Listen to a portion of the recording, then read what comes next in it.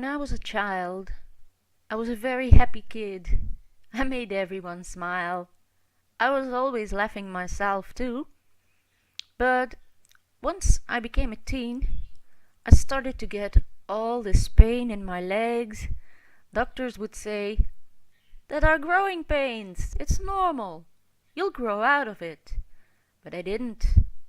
This white paint represents me as the happy kid that I was. This white stands for purity, innocence, laughter, happiness, and everything you can dream of. Well, that stopped when I was about 10 to 12 years old. Then when I was 15, I fell on my knee in school, and it took a year and a half from one doctor to another, from one hospital to another, taking x-rays, doing all kinds of stuff with me. Although I did horseback riding, I went to school on a bicycle, I played football, I did all kinds of stuff, and I was a very sportive but a bit heavy child. But okay, the pain got worse and worse, and nobody believed me. The worst part of everything in my entire life is actually the disbelief of everyone around me, in school, later on in my jobs. I even had to stop working because of this disease. But as you see in the makeup, I'm still the happy child that I was. I was such a cute little kid. Look how happy I was. Yay! Always dancing and singing, and I was so joyful. But then the pain was so bad and getting worse, worse and worse, and all that youthfulness and all that happiness faded away into depressions, into bad times. These tears are one of the millions and millions and millions tears that I have cried, that I have suffered, and all the gray and black paint will represent in this video disbelief, bad behavior from doctors, bad treatments, and this green is pain. All in this video that is green represents pain. As you see, at that point in my life, between my 15 and 20 years old, the pain took over everything.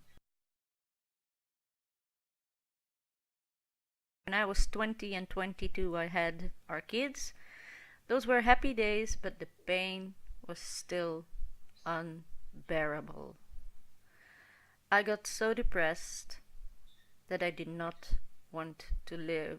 I cried and cried and cried, especially when I was alone, and whenever people told me that I was imagining things and that it wasn't true, I came home, crawled into a corner and cried.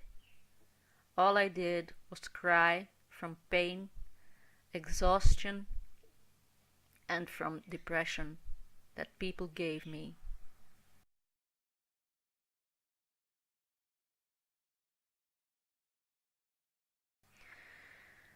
Then another part of my life started.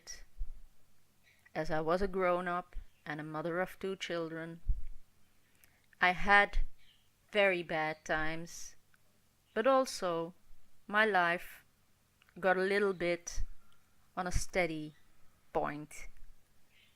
I knew I had something. I knew there was something seriously wrong with me. I just didn't know what. Through a friend on the internet, I found out about fibromyalgia. I looked it up, and there was 20 years of my life written in front of me. It was as if they were writing down my story. Everything you could have, I had. Everything that was bad from this disease, I had. Everything that could go wrong had gone wrong. And everything that was going to be worse got worse.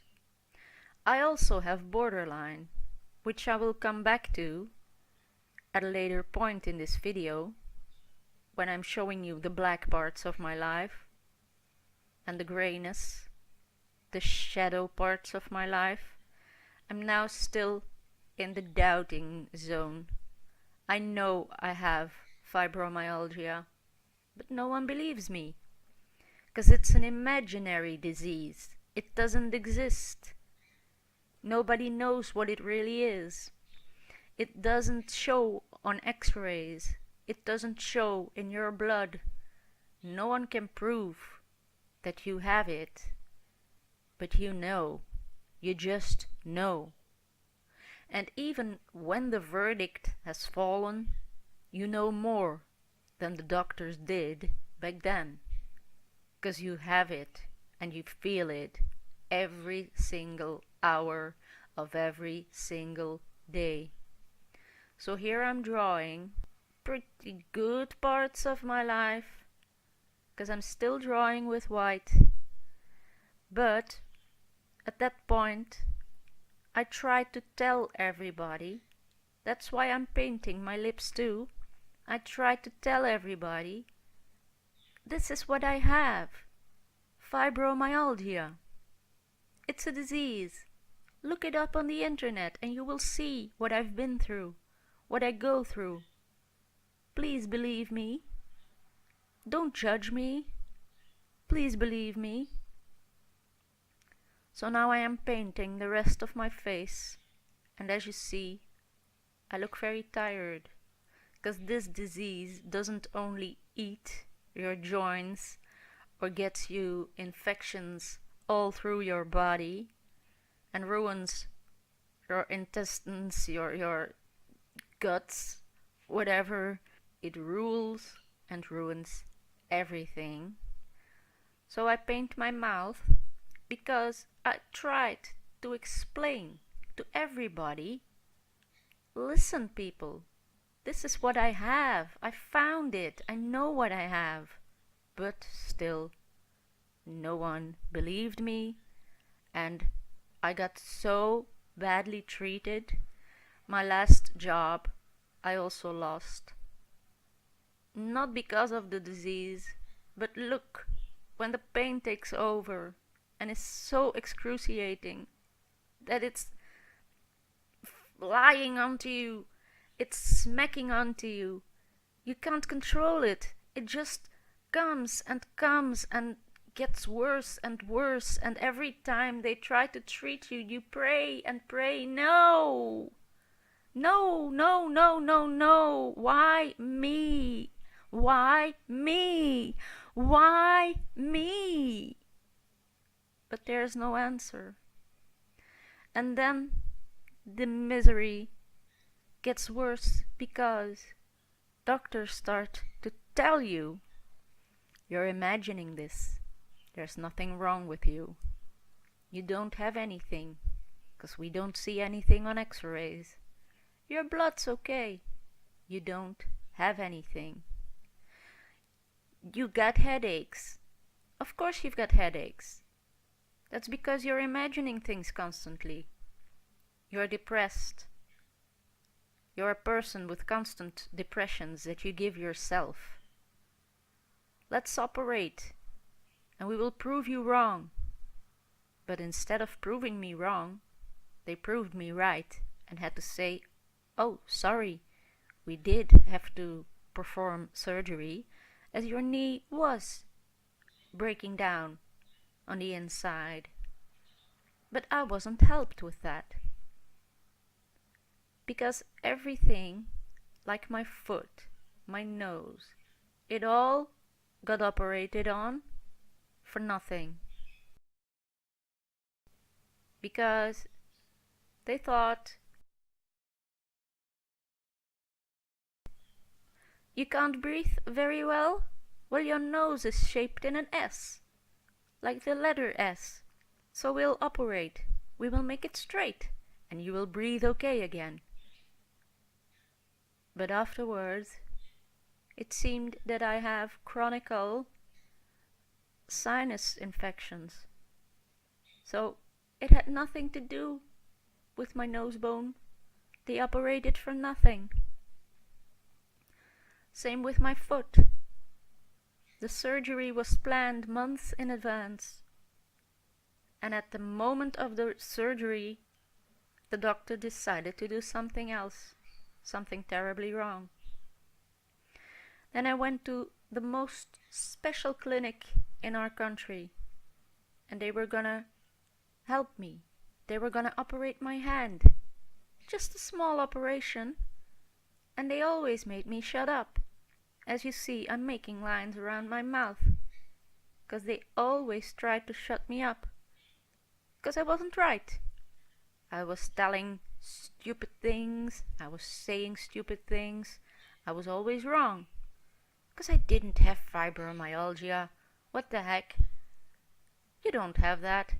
Let's operate your wrist. But they touched my nerves.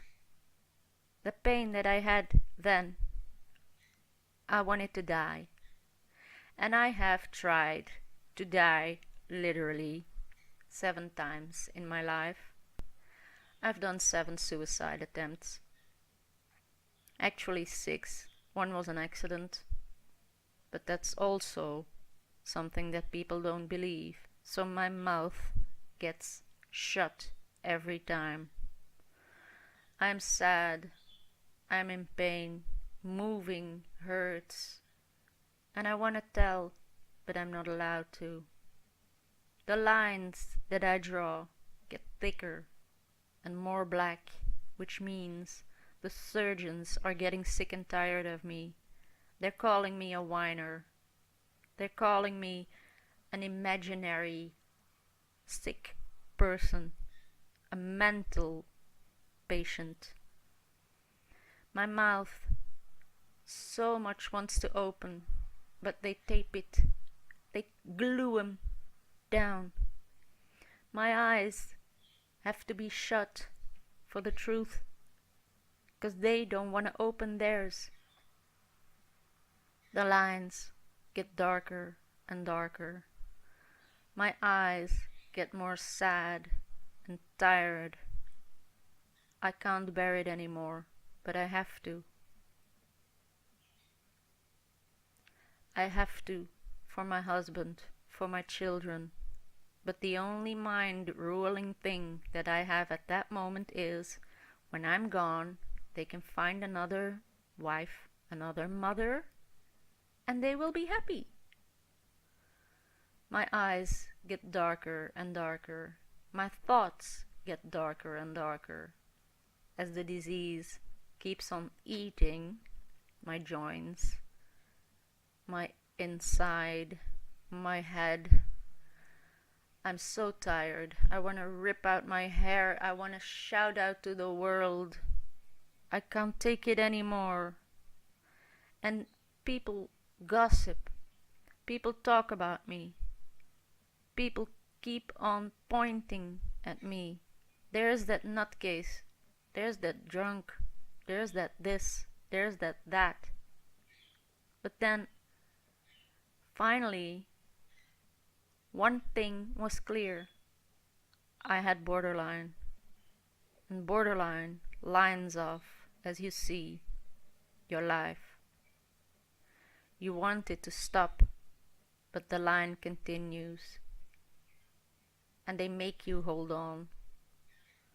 They give you little straws to hold on. But at a point you realize, no matter how thick these lines are, they keep on connecting around my head. They keep on connecting everywhere, so I must hang on. But the darkness and the black keeps on coming, and everything stays within those lines of calling me a liar. And I am so frustrated. but it doesn't stop. The pain never stops. Medication doesn't help. It helps, but just for a moment. As you see, my entire life, which I am drawing on my face, wants to stop. I want to die. I don't want to live anymore. I want to choke. I don't want to wake up. Please, please, please, please let me die. Or please help me. But then, one doctor says, you are right. You've got fibromyalgia. And he puts it on paper. And all the cases in court against me being disabled got blown away. It was proven. Yes, I can live this life. I've got fibromyalgia and it is proven. Now my life can start to build up. I am getting more happy and happy all the time, even though the green is still very present. The blue is slightly moving in as I'm getting the right medication, as I found the right doctors who treat me right, who help me. I am so happy. The pain is bearable. Sometimes it's still excruciating and the blue takes in very slow, but it takes a big part of the green away and it starts to blend. The happiness is there, but the green fights back. As you see, I have down moments when the pain is very, very bad. Very bad. I don't come out of my couch. I cannot walk my dog. I can't make any dinner. I can't go shopping. I'm stuck to my house, but then the medication starts to work. And when the weather is sunny, I am sunny. So the blue gets darker and deeper and brighter. And so does my life. My life gets brighter again and I get happy again. I can laugh. Sometimes I can even dance. Not often, but it's there. But it's exhausting. And then the green takes over again. And the pain is pulling me down again. Tying me up in my couch, behind my computer, in front of the TV. But at this point, I can still laugh. Even though I'm in such misery, deep within I am happy. The medication and the pain keep on blending into each other, but the line between the two gets thinner and fades. The green always is present, but the blue is getting shimmer now. And the shimmer is coming into the blue and into the green, so there's a sparkle of hope. I will not get better. I will never heal. But my life has got sparkles. And the more and more even the green starts to sparkle, I get more happy. I get more secure. My insecurity, my fear, and everything goes away. My medication is steady now.